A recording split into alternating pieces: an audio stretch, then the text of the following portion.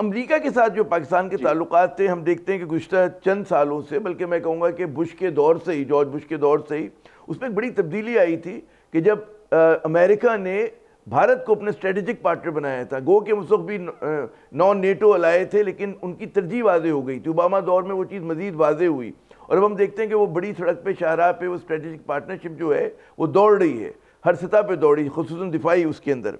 तो पाकिस्तान के लिए कहाँ खड़ा है पाकिस्तान अमेरिका के साथ ताल्लुकात में? ज़ाहिर है कि वो 1960 की, 1990 की, 80 की दिहाई की मोहब्बतें तो बहाल नहीं हो सकती, और जो फिर हमने वॉर ऑन टेरर के दरमियान देखी थी, तो फिर क्या होगा, हमारी बुनियाद क्या होगी उनके साथ ताल्लुकात की? जी जी, पाकिस्तान की अपनी अहमियत है।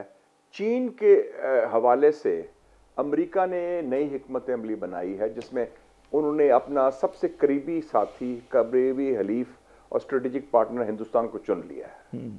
वो किरदार हम अदा नहीं कर सकते। और दूसरा, उन्होंने कहा है कि चीन के हवाले से इस खत्ते में उसका मुकाबला हिंदुस्तान को आगे करने के करेंगे।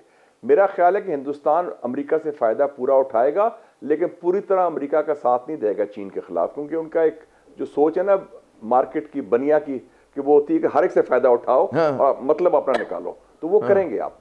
हिंदुस्तान बड़े होशियार है इस मामले में, हमारी तरह नहीं वो बिल्कुल वन साइडेड हो जाते हैं, वो हर एक जगह से फ़ायदा उठाते हैं। चीन के साथ उनकी 125 अरब डॉलर की ट्रेड है, रूस के साथ वो असला भी दे रहे हैं, अमेरिका की गोद में भी बैठे हुए हैं, हर एक से फ़ायदा उठा रहे हैं। तो हम भी कुछ सबक सीखें कि हम अपने ऑप्शंस खुलें।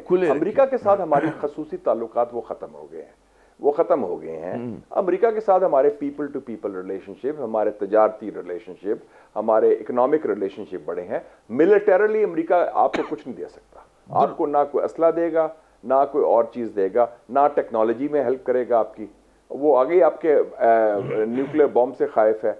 लेकिन अमेरिका से जो इलाके, कुछ इलाके के हवाले से टेररिज्म का इशू है, इशू का कनेक्टिविटी का इशू है, अमेरिकन इन्वेस्टमेंट का इशू है। अच्छा, हमारी बात लोग चेंज के इशू ये आर्ग्यूमेंट देते हैं, इश्यूज हैं जी मुशाहिद साहब, आर्ग्यूमेंट देते हैं कि जी अमेरिका या जो वेस्टर्न ममालिक हैं, मगरबी ममालिक हैं, वो पाकिस्तान की प्रोडक्ट्स के बायर हैं, चीन जो है वो सेलर है, तो बायर की बात की ज़्यादा अहमियत होती है। बड़ा आर्ग्यूमेंट दिया जाता है। हमारे चंद दानिश्वर जो हैं, मेरी उनसे गपशप हो रही थी, तो बड़ा एडवोकेट करते हैं कि जी हमारी तरजीह हर हालत में, कुछ भी हो जाए अमेरिका ही हो। जनाब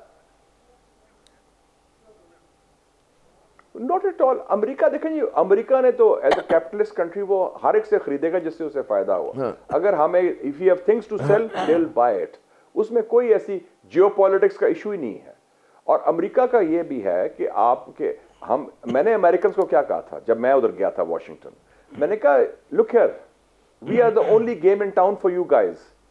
आपके लिए मोदी के अलावा कौन है इस खत्ते में? रशिया ऑफ लिमिट्स है, चाइना ऑफ लिमिट्स है, ईरान ऑफ लिमिट्स है, अफगानिस्तान नो गो एरिया है, सेंट्रल एशिया ऑफ लिमिट्स है, और तुर्की का अर्दोगान और सऊदी अरेबिया के MBS वो खुद चीन से और रूस से ताल्लुकात अच्छे बना रहे हैं। हम वाहिद मुल्क हैं जो आपसे भी इंगेज करते हैं और चीन से भी हमारे अच्छे कुर्बत है। तो मैं कहा we are the only game in town for you guys in the major Muslim countries. और कहाँ हैं आप, किस पर बात कर सकते हैं? तो उनको मैंने बड़ी क्लियरली कहा, और वो मेरे ख्याल में ऐसी कोई बात नहीं, वो समझ आ गई उनको भी, और वो आपके साथ ताल्लुकात अच्छे रखेंगे।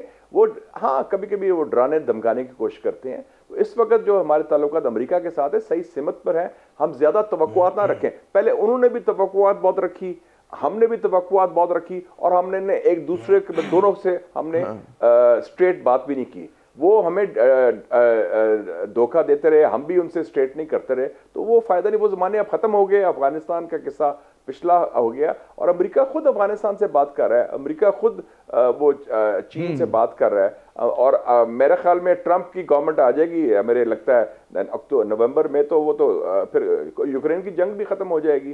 तो there things are going to change in any case. ये इतनी बदलती तब्दील होती हुई दुनिया में, उसमें पाकिस्तान की जो डिप्लोमेसी, उसमें आपको विजन नजर आ रहा है, या हम लोग अभी तक पुराने फॉर्मूले पे अटके हुए? वो जो नई सोच, 21वीं सदी की सोच नहीं आ रही, ना हमारी सियासी जमातों में आ रही है, और पता नहीं फॉरेन ऑफिस आप ज़्यादा बेहतर जानते हैं कि वहाँ पर इन चीज़ों का इदराक है जो आप बयान कर रहे हैं, चीज़ों को जिस तरह से बयान कर रहे हैं। देखें जी, इस वक्त पाकिस्तान को एक स्ट्रेटेजिक स्पेस मिल गई है। 42 साल के बाद अफगानिस्तान में जंग खत्म हो गई है, कोई बैरूनी मुदाखलत नहीं है अफगानिस्तान में, ना रूसी फौज है, ना अमरीकी फौज है, ना कोई और फौज है। ये बड़ा फायदा है। और ये सारे ममालिक सेंट्रल एशिया के Tajikistan, Turkmenistan, Uzbekistan, Kazakhstan, Kyrgyzstan और रशिया हमसे करीबी ताल्लुकात चाहते हैं। उस हवाले से आप देखें तो हमें एक बड़ा अच्छा एक नादर मौका है कि हम अपने ताल्लुकात को आगे बढ़ाने के लिए, और रीजनलिज्म फैल गया, शंघाई कोऑपरेशन ऑर्गेनाइजेशन जो एक मुतबादल बन गया है सार्क का, फिर ये ब्रिक्स में मैंने ही कोशिश की और हमने अच्छा अप्लाई भी किया, नए रीजनल ऑर्गेनाइजेशन बन रहे हैं, हम उसका हिस्सा बने, हम इलाकाई कनेक्टिविटी का हिस्सा बने, हम एक हब हैं। सब्सक्राइब करें और बेल दबाएं ताकि कोई खबर रह न जाए।